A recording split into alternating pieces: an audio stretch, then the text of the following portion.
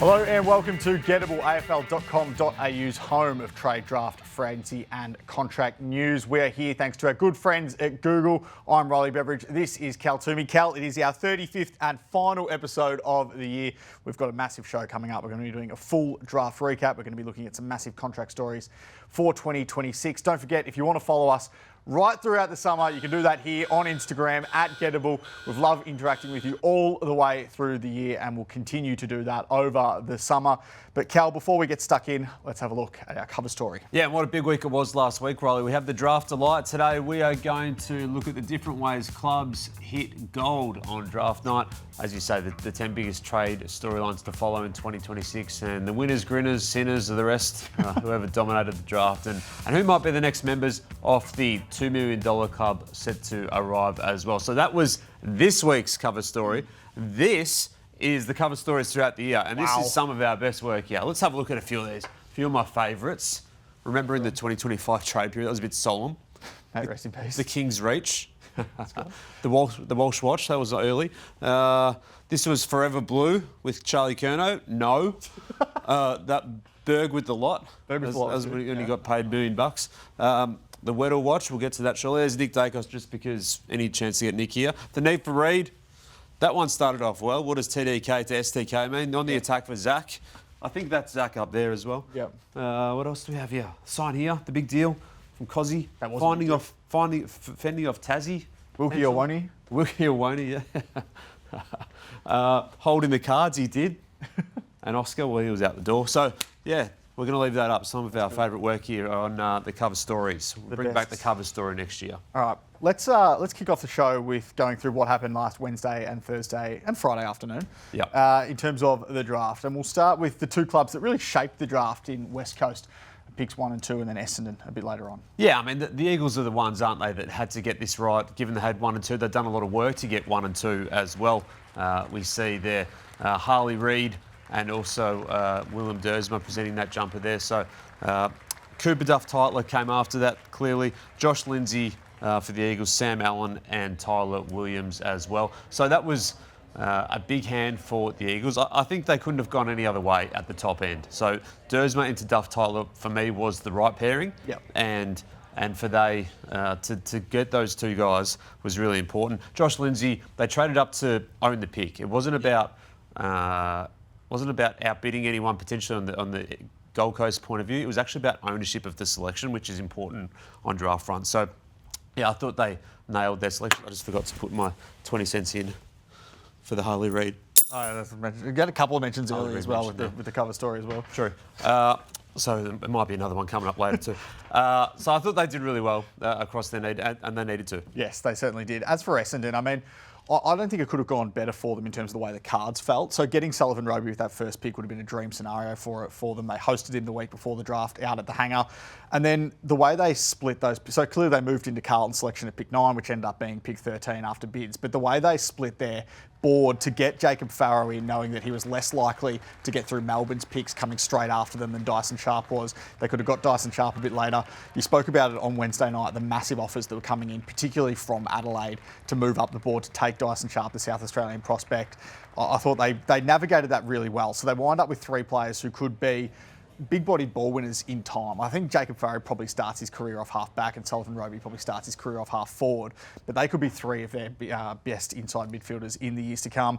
They had the decision to make on Adam Swade later in the draft. They let him get to Freo, but then Kondogiannis and Alashka later in the draft. I think that was a massive win for what Essendon did and what they needed straight away in 2026 under Brad Scott. Another club that I thought did really well was Hawthorn, and in a different way, because I liked the way that they traded back and were able to collect assets. They went asset hunting for 2026, didn't they, really? Yep. So, and still grabbed 2 players of good talent in Cam Nairn and Aidan Schubert in the back end of the first round. So Nairn had real interest from Melbourne all the way through to Hawthorn's pick, where it ended up. Yeah. And a few in that range wanted him. He was probably a 2nd or 3rd choice for a lot of clubs that ended up selecting in that period of the draft. But the Hawks had their eye on a 2nd tall in the lead up to the draft as well. And the trade to get the Brisbane pick as well for a future 3rd allowed them to get Schubert before a couple of other clubs had interest in him too. So to get some assets for next year, I thought it was a creative way to play the draft, given that rung of the draft pool as well, I think was relatively even. West Coast, made the trade up to get 2 picks in a row where they placed bids on in Jai Murray and Bo Adensall. It meant Gold Coast was squeezed right the way through the draft. I found it fascinating, your piece that went up on afl.com.au this morning in terms of what the behind-the-scenes aspects of the draft. Gold Coast got their 5 players, but they did it by, 5 DVI points in the end? 5 DVI points, which I can't even describe how minuscule that is. Like, it is so tight. So there's 5 points in it between the Suns being able to match their bids on Adensall as the 4th and then Coulson as the 5th. So tight. But this is the last draft that we'll see like this. Now, Gold Coast, again, worked the point system to within an inch of its life to land those 4 first-rounders and even have the capability to match a 5th first-round bid if it did come on night 1. But they traded out a lot of players over multiple years to do so, to get a draft hand that was capable of matching those picks. So Jack Lukosius last year, Braden Fiorini this year, Ben Ainsworth this year, Connor Buderick this year, Sam Flanders this year, Malcolm Roses this year. They've also traded out their future first for next year. They don't have any early picks for next year either. So we won't see a draft like this again. So the AFL met with club CEOs last week and has 3 big points in its sights, and we've been saying this for a long time now. 3 big points in its sights for changing the bidding system next year. So matching a bid with only the club's next 2 picks is right at the forefront of its thinking. The club is likely to be able to go into deficit beyond that. So if you don't have enough points in your first 2 picks, I think that's going to be okay, but you're going to have to be prepared to push back your pick next year. So there'll be that. There'll be a reduction of the 10% discount. That's absolutely on the way out. And the other last one that they've told clubs as well that they've got in their sights is closing the loophole that allows clubs to open up more picks than they have list spots available once the draft opens. So you need to go into the draft with, if you have 5 list spots, you can only have 5 picks. But once the draft opens, if you have 5 list spots, you can open up 12 draft picks if you want across the night. That'll give you an opportunity to match. So, I feel like what the Suns did was, it was absolutely within the rules, absolutely. And they've set themselves up over multiple years because they knew this draft was coming. Newell and Patterson, Murray, Adensall, and then they traded in to get Avery Thomas, which was a bonus. Yeah, absolutely. And I like him at that part of the draft. So they did really well and they've been prepared for it. But it didn't come for free. Like, they did trade a lot of players to get the points to be able to do that. Yes, I completely agree with you there. There were a number of twists across the course of the night. Clearly, Richmond was going to shape the draft at pick 8. And what ended up being pick 8, it was pick 4 essentially in the open pool. But what they did with that selection was going to dictate what happened in the next few picks. Yeah, and I think the Tigers kept things close. But it became clear, I think, in this studio on Monday when we said that the Tigers had gone up to Mildura for a visit 5 days before the draft. As someone said to me, you don't go up to say sorry 5 days before the draft, particularly when it's a fly-in job at 1 p.m. and you're flying out at 5 p.m. and you're getting Sam coming to pick you up and drive you to the airport. So that was pretty important in their process. But after it became known that was the case, I think one of their picks became more obvious. So then it was down to Xavier Taylor, Sullivan Roby and Sam Grill. So Grill, with his speed and dash, was high on the radar for some time. And his favouritism became clear on Tuesday, I think, with their intention to move back only if a club came hard for one of the picks. So there was only one player they could move back with confidence for, and it was Grill.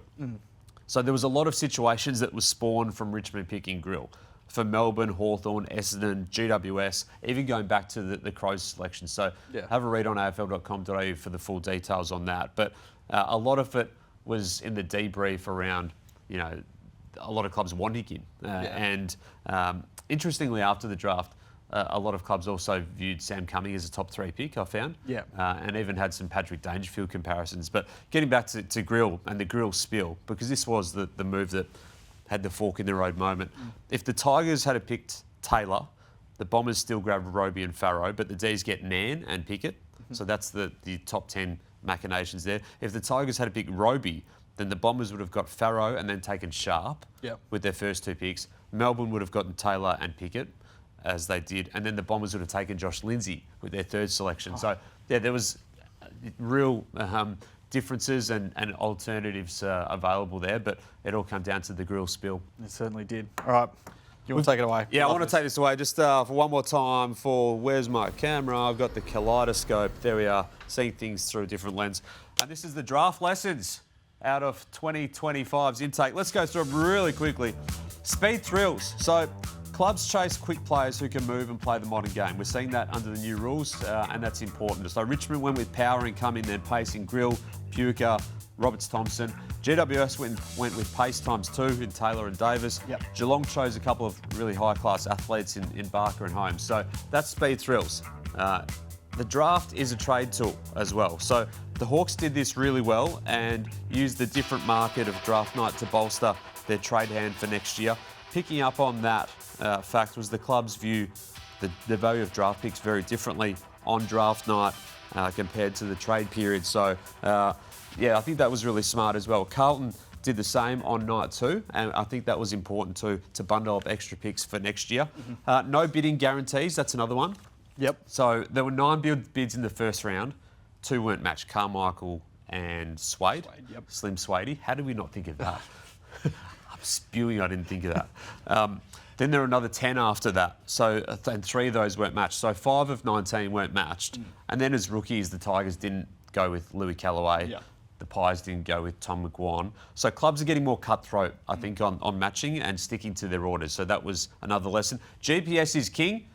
Cam Nairn's running was off the charts. Yes. Blew up the GPS. Lockie Doveston blows up the GPS Yep. as a small forward, and clubs are big fans of that.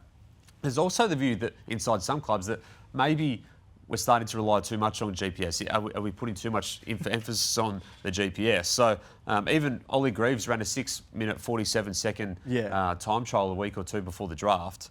And a good club could get him down, strength and condition team, could get him down to 6:30, minus that even. That was a knock on why he fell, the running. Nothing more, nothing less than that, really. But the new rules in the competition also played on clubs' minds. So that was one. Let's put it up again before we get to the last couple of graphics here.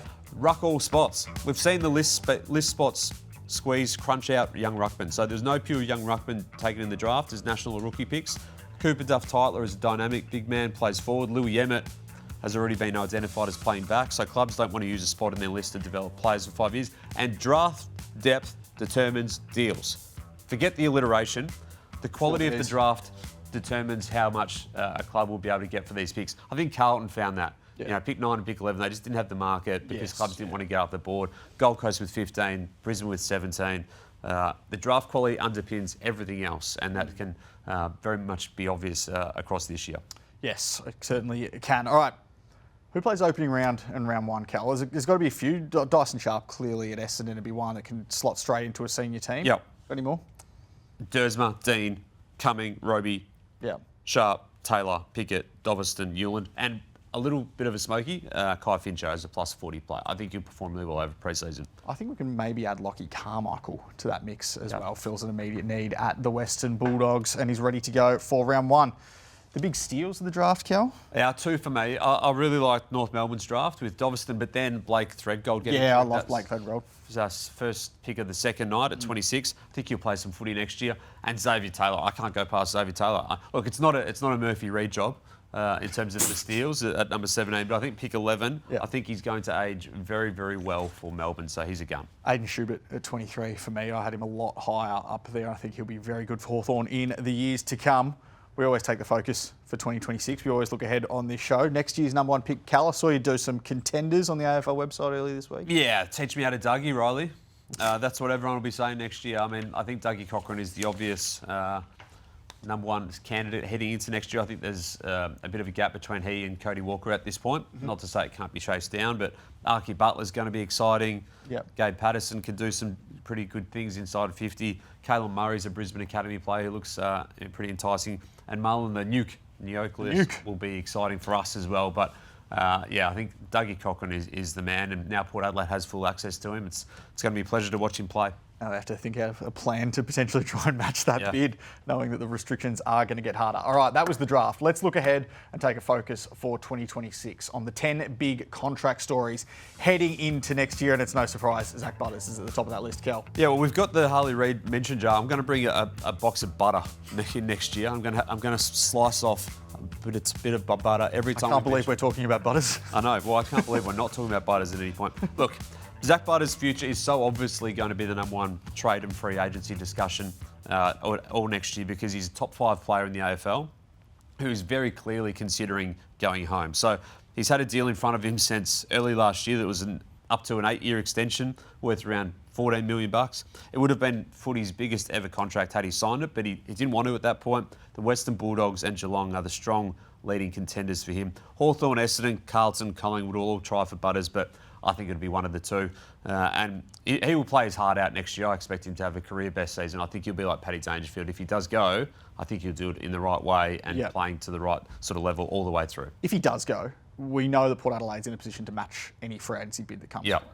It's just going to be draft picks that Port Adelaide's going to want, isn't it? Given the Dougie Cochrane, Zemmers Pilot, Tavita Roden, Louis Salopek situation. Yeah, I think so. Yeah, that's you have to set yourself up that way, and they'll have that front in mind, and they'll have their own pick for next year as well. What about Zach Merritt? He's got a contract till 2027, but clearly this isn't going to go away next year. No way. I mean, Zach Merritt's said all the right things since getting back to the Bombers, and he's invested and training really well, but there's little doubt his absolute desire and desperation in the trade period to get to Hawthorn is going to linger throughout all of this year, starting at round 1 against the Hawks and going all the way through. Merritt would only have 1 year to go, of course, on his contract at the end of 2026. So, and the Hawks didn't bring anyone else in the trade period. No. So they'll be busy themselves. But who the Hawks target next year will be a big storyline, and Merritt will being a part of that will be significant throughout all of next year, which gets us to our next one. They got assets as well, Hawthorn during the trade period, as you mentioned before, during the draft, sorry. Absolutely. So chasing Humphrey is one of the big stories as well that's going to be played out in 2026. Bailey Humphrey is already on the trade targets board at Dingley, amongst other clubs. So the Hawks met with him last trade period, as we know, as did Melbourne and Collingwood. All three will be hunting him hard. I could easily see St Kilda getting involved in that chase as well at some point. He'll have 2 years left on his deal at the end of 26, rather than 3 at the end of 25. If he was to look at a move home again to Victoria, the Suns would have been well prepared for it for 12 months, rather than this case this year where it sort of popped up. They already had stuff happening. So you can easily see at his trajectory, clubs offering him 6-8 year deals at $1.2, $1.4 million the way he's going. You can already see that. So it's not going to be a money decision, but he's got the pull to come home, and we'll see how that plays out this year. Free agency list has 4 premium names at the top of it. We mentioned Zach Butters before, but Sam Walsh, Zach Bailey and Ben King are all A-graders that are going to hit the free agency market next year. Beyond that, the depth maybe isn't as strong as it was this year. Normally you have those sort of 8 or 9 really high-quality free agents, but those 4 are going to be big talking points next year.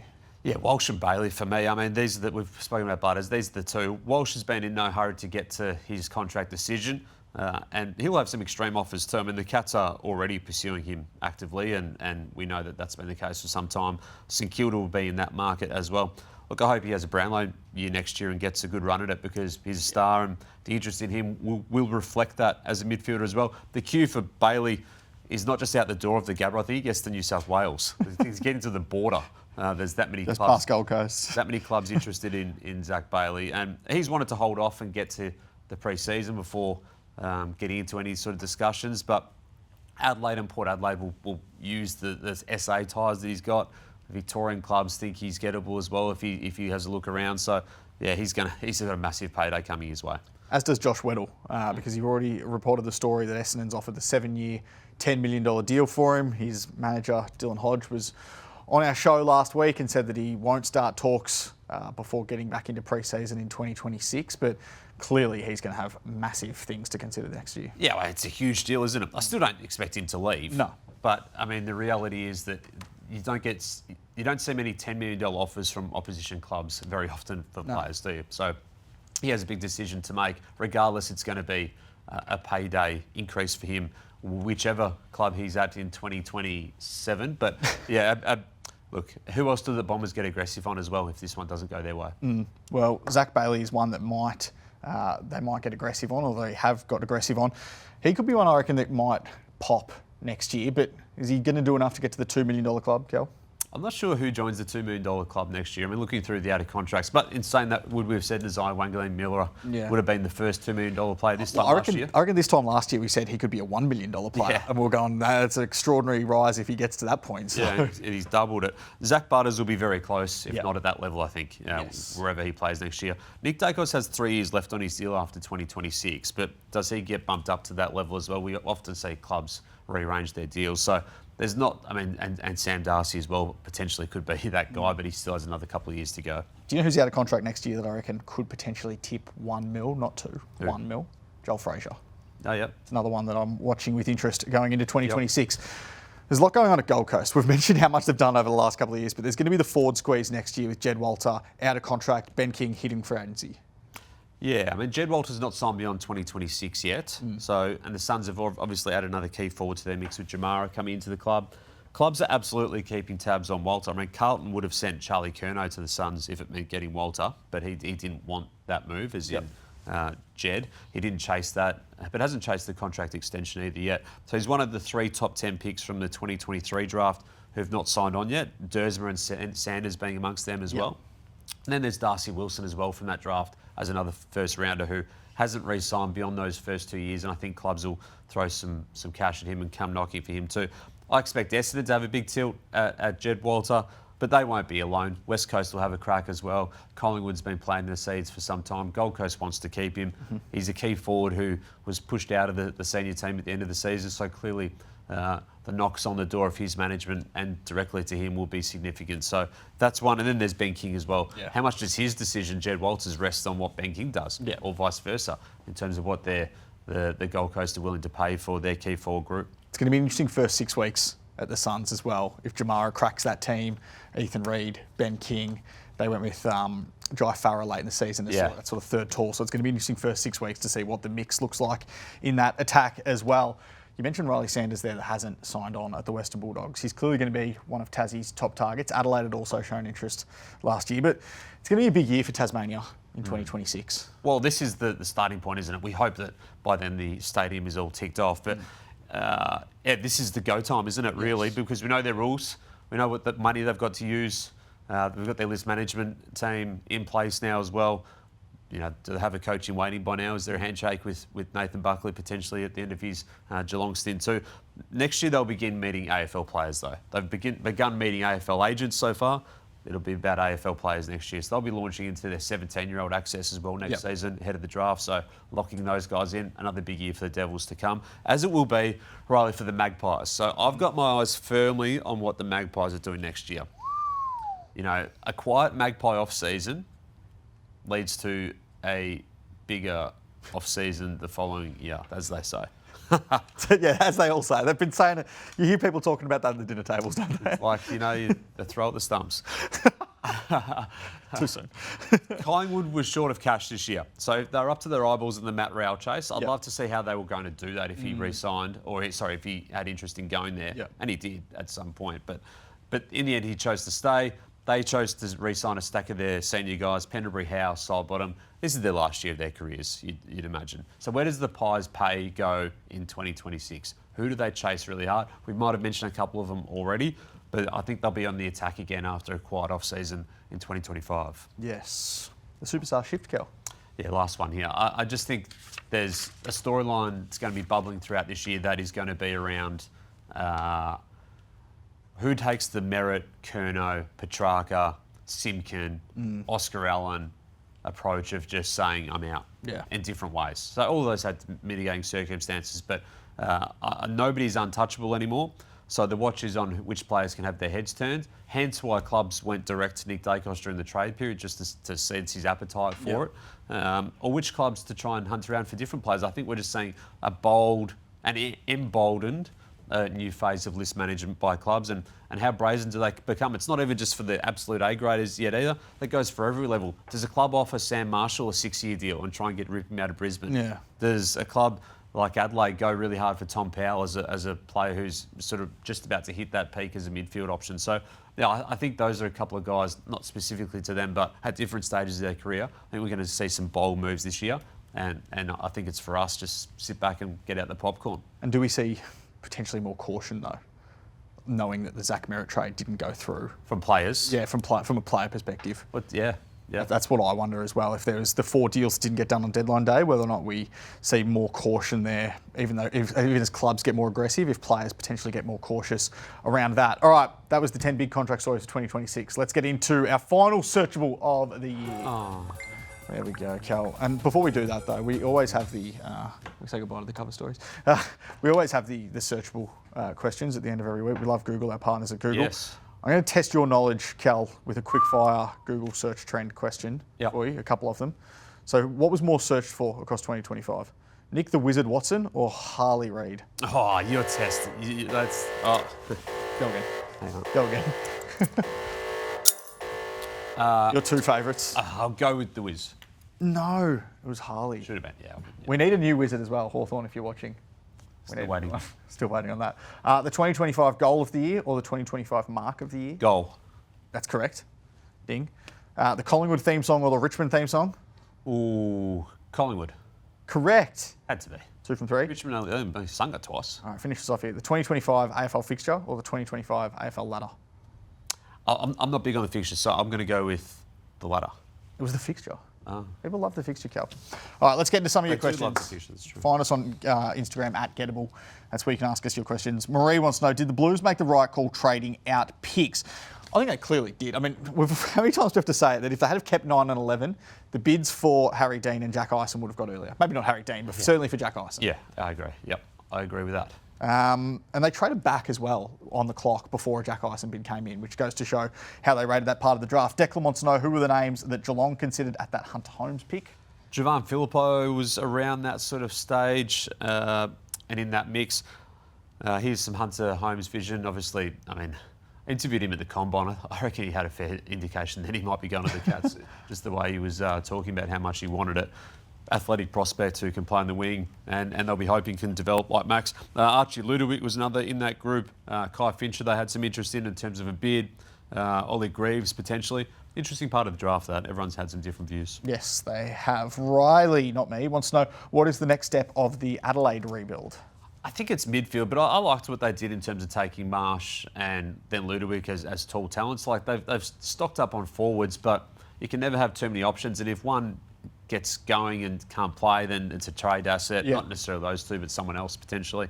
They brought in Archie as well. Clearly they have targeted midfielders across there and their attempts to get up the board for Dyson Sharp with the Bombers. They even threw an offer at Richmond on the clock as well at pick 4. So they had some real attempts to go and grab that local South Australian who could go and play straight away. So they had a crack. If Marsh was off the board at 22, 23, where they picked, would they have gone Ludovic there? I think so, yeah. Yeah, it's interesting that he got through into the 50s. Alistair, will Wes Wally get a spot on Carlton's list? I don't think so through the SSP. So he's been invited to do some training with the VFL squad. Right. So that's different to what the SSP invitations has been. So if we have a quick look at some of the SSP players who are out there, it's great to see Tom Burton and Marcus Krasnodemskis get a shot at Richmond. Port Adelaide has Steve-O there, plus a couple of other prospects in different ways. Bellin O'Brien, Mitchell Zadow. St Kilda, Oscar Ainsworth gets his crack after missing out last week. Tex Wanganeen, another shot at it. Fremantle, Chris Skerry and Zach Harding. VFL player Chris Skerry kicked a lot of goals this year. Carlton gets Will White, has invited Will White and Elijah Hollands down to hope for another spot at AFL level on the list. And Tom McGuan, that was probably the headline act there. Tom McGuan, the father-son at Collingwood, gets a shot to train at the Crows as well. All right, and finally, Zach wants to know, who is Aidan McCartney going to choose next year? He's obviously eligible as a North Melbourne father-son, the son of Jason, Kangaroos champion, but he's also part of Sydney's academy, Kel. And his dad's running the Giants program. He's not eligible to the Giants. No, he's not available to the Giants. I don't know, he spent a lot of time at the Roos. A lot of time at the Roos recently. Obviously, been part of the Sydney Academy. If I was nudging one way, maybe the Roos, but I don't know. He's got a year to work it out. Yes, he certainly does. That's basically us. It is, and because of that, we want to say a few thank yous. So this is us for the final time in 2025. Starting with Google, we have loved your support as always. We love our pixels. We love Search. We've had a few awesome years with you guys, so we can't wait for more of the same next year. But it's been a massive season in Search, and we've had fun exploring all of the trending data as well across the year. So thanks to Freya, Laura, and Jazz. And the extended Google crew for your help and support. We love it and we thank you so much. To everyone who came on the show at different stages as well this year, from club list bosses, recruiters, draftees, player agents, AFL figures, we appreciate it and hope you enjoyed it as well. If you're left with a mug or a t-shirt or maybe even some stickers. Across the year we did 35 episodes here, 15 trade period shows, 3 countdown shows, probably some other shows. We did about 11 trade desks, I reckon. Yep. That's 17 trade radios. Yes, I forgot that. We did a lot across the course of the year. This show wouldn't go ahead, though, without the crew behind the camera. To our producer, Paul Baston, our director, Locke Rand, they are two of the most influential figures in Gettable, and we love them so much. Speaking of Lockie Rand, can we play our highlights package as well? Because he's put together some of the best screens you'll ever see. So this is the grill. I think we grilled the grill. Yeah, that was good. That went well. Absolutely ridiculous. That's the no-go Harley Reid zone. Fair enough. Harley Reid free zone. That was a good one. Yeah, there it is. Thing. The wanted posters. There we go. Wanted. Gettable's most wanted. That was the. What was that? Was that the Flight Club? That was the Flight Club. I like that one. Exact Merit was on there somewhere. The velocity points are on was that. good. That was the. Who wants to be a number one pick? Did we get it right? Where is he? There he is.